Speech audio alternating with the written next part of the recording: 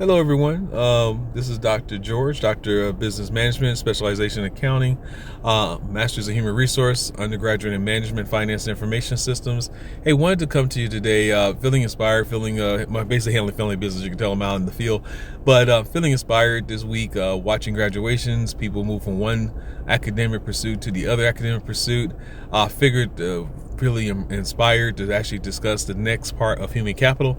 Up until now, as you know, I talk about all things human capital, but human capital meaning development of human beings, their knowledge, their training, but then also employee capital, where you're trying to decide or trying to calculate the value that your employees bring to your organization in terms of the output that they create. So up until now, we talked about the part of the employee capital / human capital that deals with training, how to develop training programs, how to make sure the training programs affects the employees in a way that actually produces the outcome that your desired outcome, which is all valuable information. But the other part of human capital is education. Again, human capital evaluation is made up of two parts: training, which we've talked about in depth, and then also education, which I touched upon, but I wanted to talk a little bit more about it. Like I said, feeling inspired. The education part of it becomes valuable, especially if you have knowledge workers.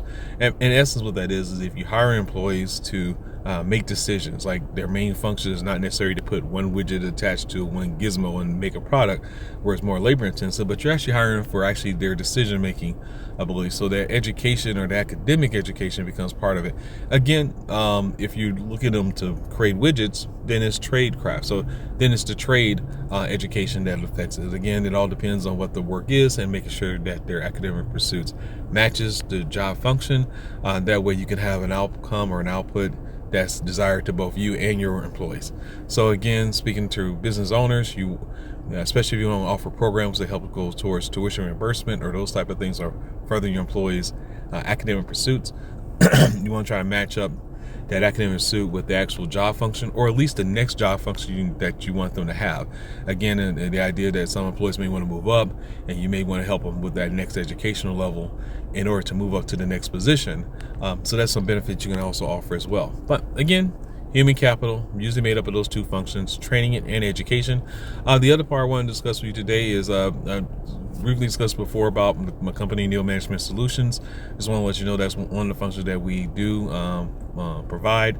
One is actually tweaking training programs. So for those companies that have training programs out there and you want to tweak it to make sure that your employees' productivity is the desired outcome that you would like, part of what our services are is to make sure that the employee programs are geared in a way that actually affect the employees as far as their outcome and their output, so that their production is your desired outcome that you would like to have as the business owner.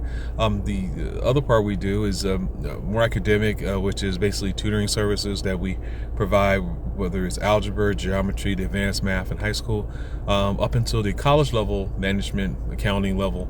We provide those tutoring services that, in case you do have workforce that do need the extra tutoring for it.